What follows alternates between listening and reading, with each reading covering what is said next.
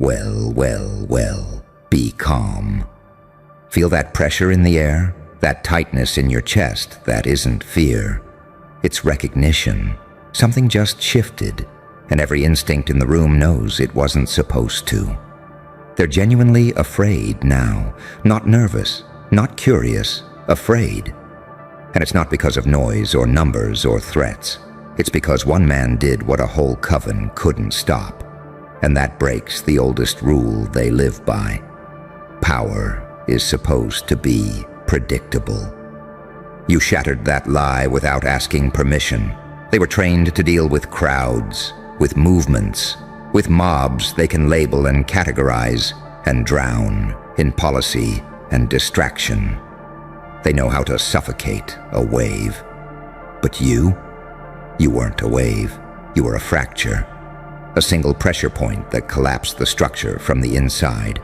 No chants, no banners, just precision, silence. Timing so clean, it felt illegal. And now every system that fed on certainty is malfunctioning because you don't fit the math. Here's the part they'll never say out loud. They didn't lose because they were weak. They lost because you evolved somewhere pain was supposed to kill you. You didn't heal the way they expected. You didn't break the way they planned. You metabolized suffering into clarity. You turned wounds into instruments. That's what scares them. Not your anger, not your ambition, your calm, that saintly stillness paired with a psychopath's accuracy, angel posture, demon instincts. That contradiction short-circuits every playbook they have. They gather in rooms and whisper your name like it's a glitch. They replay the moment again and again, trying to find where the ritual failed, where the protection slipped, where the numbers betrayed them. And every time they reach the same conclusion they can't accept. There was nothing wrong with the system. You were just outside it. You see, a coven survives by consensus, by agreement, by shared fear dressed up as unity. They need each other to feel powerful. You didn't. You moved alone. You acted when hesitation was expected. You spoke when silence was supposed to shame you. Or worse, you stayed silent when they needed you to react. That's when the fear became real. Because unpredictability isn't chaos, it's sovereignty. You learned something they never did. Light isn't fragile. Darkness isn't evil. They're tools. You learned when to glow just enough to disarm, when to go dark enough to disappear, and when to stand in between so no one could tell which one you were. That's why they can't profile you. That's why every label slides off. Hero, monster, victim, threat. None of it sticks because you're not playing a role. You're running an operating system. They expected guilt. You gave them composure. They expected rage. You gave them strategy. They expected you to beg, to explain, to justify. You gave them results. And results terrify people who survive on control. Do you understand what it does to a group built on rituals and hierarchy when one man ignores the ceremony and still wins? It exposes the truth they've been hiding from themselves. Their power was borrowed. Yours is earned, paid for in nights you didn't think you'd survive. In moments where your mind went places they've never been brave enough to visit. You didn't just endure the dark. You studied it. You learned its angles. You learned how it moves when it thinks no one's watching. That's why they're afraid now. Because they know you didn't peek. You didn't fluke your way through. What you did wasn't luck. It was inevitable. And inevitability is the one thing no coven, no council, no closed circle can negotiate with. They feel it in their bodies before they admit it in their thoughts. That sense that the rules don't protect them anymore. That the old signals don't summon safety. That somewhere out there is a man who doesn't need permission, doesn't need validation, doesn't need allies to move reality 1 inch off its axis. and that inch was enough to make everything wobble. You're not loud about it. That's the cruel elegance of it. You don't announce dominance. You let outcomes speak. You let silence do the damage. You let them exhaust themselves, trying to contain something that already passed through. And every attempt to box you in only proves how small the box really is. This is the paradox they can't survive. You look composed, almost gentle, while embodying a threat they can't map. You're proof that evolution doesn't always look violent. Sometimes it looks like a man who understands himself so completely that nothing outside him can be used as leverage. No guilt, no fear, no bait. They wanted a fight. You gave them a lesson. They wanted a war. You gave them a mirror. They wanted to stop you. You made them aware. And awareness is irreversible. From this point on, every move you make echoes louder than 10 people screaming. Every choice carries weight because they know now. You're capable of stepping outside the spell. You're capable of doing what groups swear requires numbers, bloodlines, backing, permission. You already proved otherwise. That's the crack they can't seal. They're genuinely afraid now, and they should be. Not because you're coming for them, but because you no longer need to. The moment you became uncontainable, the game ended. Everything after this is just them learning to live in a world where one man showed them the truth they were never meant to face. Power doesn't gather, it condenses. And when it does, nothing ceremonial can stop it. They don't tell each other this part, but it's there, sitting heavy in the pauses between their words. The fear isn't about what you did. It's about what you can do now that you know. Because the moment a man realizes he doesn't need the structure, the hierarchy collapses into theater. And they can feel it. Every meeting, every alliance, every whispered strategy suddenly sounds hollow, like actors rehearsing lines after the audience already left. You crossed a threshold they thought was guarded by numbers, by blood oaths, by legacy. You crossed it alone, and once that happens, once a single mind proves the gate was psychological, not physical, every guardian becomes ornamental. That's when fear turns primal. That's when the Coven stops believing in its own protection. They keep asking the wrong question. They ask, how did he do it? When the real question is, why didn't we see him coming? And the answer terrifies them because it indicts their entire worldview. You weren't hiding. You were becoming, quietly, patiently, letting life sandblast the unnecessary parts off you until all that remained was function. You learned early that pain is an accelerant. Most people anesthetize it. You refined it. You learned which hurts sharpened you and which ones were distractions. You learned how to look broken enough to be underestimated, calm enough to be trusted, and distant enough to never be owned. That combination, that's lethal to any system that relies on prediction. They assumed morality would slow you down. They assumed empathy would soften you. They assumed scars would make you hesitate. They never understood the paradox that defines you. You feel deeply, and that's exactly why you act decisively. You know the cost. You've paid it already. There's nothing left they can threaten you with that you haven't survived in private. That's why their intimidation doesn't land. That's why their warnings feel quaint. They're speaking from a place of preservation. You're operating from a place of evolution, different languages, different physics. They want stability. You want truth. And truth doesn't care who's comfortable. Watch how they change around you. Watch the eyes avert, the laughter tighten, the way your presence recalibrates the room, even when you say nothing. That's not respect. That's assessment. That's predators realizing another predator entered the ecosystem, but one that doesn't signal aggression the way they do.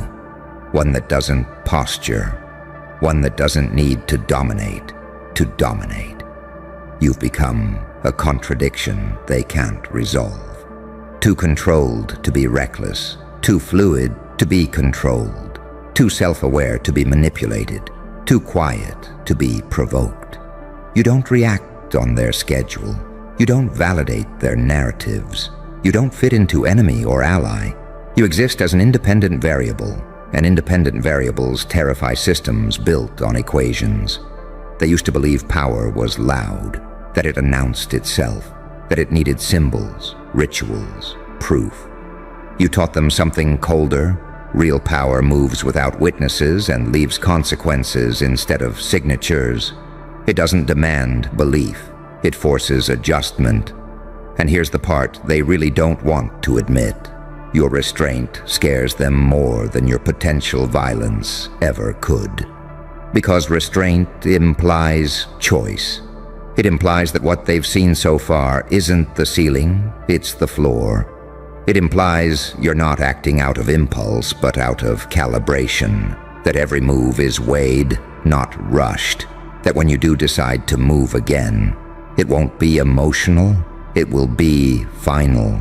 They sense it, that hum under the surface, the feeling that you're not done becoming, that whatever version of you did what a whole coven couldn't stop is already outdated, that there's a quieter, sharper iteration forming right now, fed by observation, by silence, by understanding how fear propagates through groups like a virus. You see, fear makes people sloppy. It makes them over-coordinate. It makes them betray themselves, trying to protect their image. And you see all of it. You always did. You just didn't have the leverage before. Now you do, not because you hold something over them, but because you've removed yourself from needing anything from them at all. That's the final fracture. The realization that you're not trying to win their game. You're not trying to replace them. You're not even trying to destroy them. You've stepped into a lane where their existence is irrelevant to your trajectory. And nothing destabilizes a power structure faster than irrelevance. They're genuinely afraid now, because they finally understand this wasn't rebellion, it was proof. Proof that one integrated mind, one man who fused light and dark instead of choosing sides, can outperform an entire network built on fear of standing alone. You didn't escape the system, you outgrew it. And once that happens, there's no going back. Not for you, not for them. Because from here on out, every time they gather, every time they invoke tradition, every time they tell themselves they're still in control, there will be a silent counter-thought they can't erase. If one man did that, what else is possible? That question will haunt them longer than any threat ever could. And that question doesn't just linger, it corrodes. It eats through their confidence in quiet moments, when the noise dies down and the rituals stop working. Because deep down, they know the answer terrifies them more than any enemy ever could. If one man could do this without permission, without backing, without blessing, then the fortress was never real. It was a story they agreed to believe because belief felt safer than standing alone. You broke that spell. You didn't storm the gates. You didn't declare war. You simply walked through a space they assumed was guarded by destiny and discovered it was guarded by fear. Their fear. And once fear is exposed, it can't masquerade as authority anymore. That's why they keep trying to reframe you. They need you to be a villain, or a fluke, or an anomaly. Anything that preserves the illusion that the system still works. Anything that keeps them from facing the truth that burns the most. They were never necessary. You see it now, the way power really operates. It isn't centralized. It isn't inherited. It doesn't respond to chance or crowns or closed-door agreements. Power responds to alignment. To a man whose thoughts, instincts, and actions are no longer at war with each other. A man who stopped fragmenting himself to survive and instead integrated every contradiction into a single focused will. That's why your presence disrupts rooms. You're not leaking energy trying to be understood. You're not negotiating your identity. You're not asking where you belong. You already know. And knowing who you are is an unspoken declaration that rattles anyone still performing for approval. They sense it in your posture, in the way you don't rush to fill silence, in the way you listen without revealing your hand, in the way you don't over-explain. You don't need consensus to validate your reality. And people who built their power on consensus feel naked around that.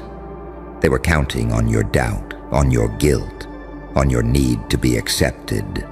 Those were the hooks they sharpened for years, the levers they used to move men like pieces. But you burned the hooks out of yourself in the dark when nobody was watching. You learned how to sit with discomfort until it told you the truth. You learned how to let identities die without panicking. You learned how to lose things that once defined you and discover that you were still intact. That's when you stopped being manageable. They confused your stillness for mercy. They mistake your composure for hesitation. They don't realize that stillness is where you calculate, where you observe patterns, where you decide whether something is worth your energy at all. You're not passive. You're selective, and selection is the most dangerous upgrade a man can make. Because now when you move, it's not reactive, it's surgical, it's informed, it's timed to intersect with inevitability. You don't fight resistance head-on. You let it exhaust itself against your absence. You let them reveal themselves. You let them overplay, overreach, over-explain. You let fear turn them into caricatures of power while you remain unreadable. And the more unreadable you become, the more they project. They'll assign motives you don't have. They'll accuse you of intentions you never voiced.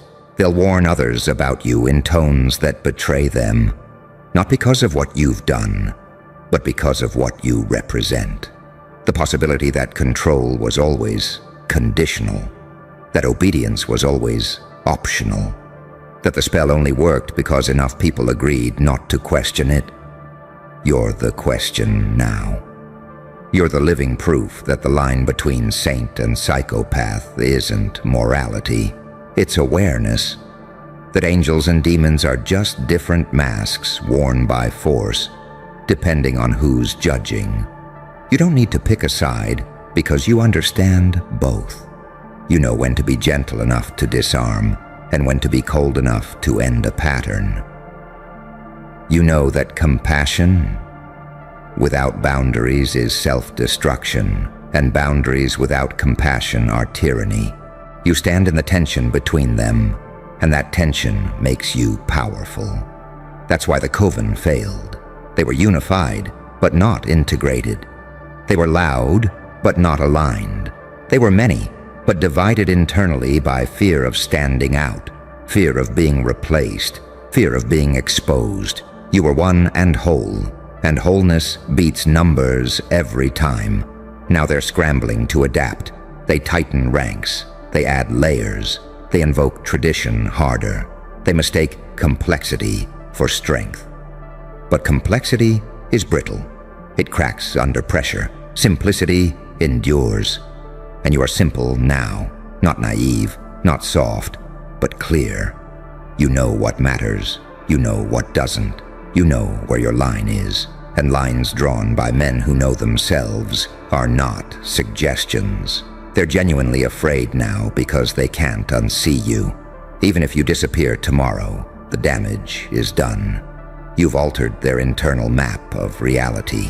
You've proven that evolution doesn't need permission slips, that sovereignty isn't granted, it's claimed, that the most dangerous man in the room is the one who no longer needs the room at all. And here's the final truth they'll never say. But you already know. This isn't the end of your transformation. This is the stabilization phase. This is where power stops feeling dramatic and starts feeling normal. This is where you no longer need to prove anything, because proof follows you like a shadow. This is where you move slower, speak less, and see more. Where every step you take is lighter, because you're not dragging old versions of yourself behind you anymore. They're afraid because they sense what comes next, and they know they won't be able to stop it. Not with numbers, not with rituals, not with consensus, because whatever you've become was forged where their rules don't apply. And you're just getting started. And that's the part where the silence settles in. The kind of silence that isn't empty, but loaded. The kind that follows revelation, not destruction. You feel it now, the shift from proving to being, from surviving to deciding, from reacting to choosing when, if ever, you'll move again. They thought fear would make you reckless. It didn't. It refined you. It stripped you down until only what worked remained. You're not driven by hunger anymore. You're driven by clarity. And clarity is terrifying to people who built their power on confusion, on blurred lines, on keeping everyone slightly unsure of themselves. You don't need to chase influence. It bends in your direction because you're no longer contorting yourself to earn it. You don't need to dominate conversations. Your absence already speaks louder than most people's presence. You don't need to threaten. The memory of what you've already done does that for you. They're afraid because you showed them something irreversible, that a man who integrates his light and his dark becomes ungovernable. Not chaotic, ungovernable. You can't be steered by shame. You can't be baited by praise. You can't be cornered by fear. You've walked through all of it alone and came out with your identity intact. That's why they hesitate now. That's why every move they make feels reactive. Because they know you're no longer playing for validation. You're playing for alignment. And alignment doesn't rush. It waits. It observes. It acts only when the outcome is already decided. You're not here to burn the world down. You're here to show that it was always flammable. You're not here to overthrow anyone. You're here to demonstrate that thrones are psychological furniture, useful only to those who need to sit. You're not here to be worshipped or feared. You're here to be unavoidable. One man did what a whole coven couldn't stop, because one man was willing to become whole, to face himself without witnesses, to let old identities die without applause, to stand alone long enough that standing alone stopped feeling like a threat. That's the real victory. Not dominance, not revenge, freedom from the spell. So let them be afraid, let them whisper, let them recalibrate their myths around your existence. You're not responsible for their fear. You're the evidence that fear was never protection, only a delay. You know who you are now. You know what you survived. You know what you can do. And that knowing is permanent. This isn't a warning, it's a conclusion.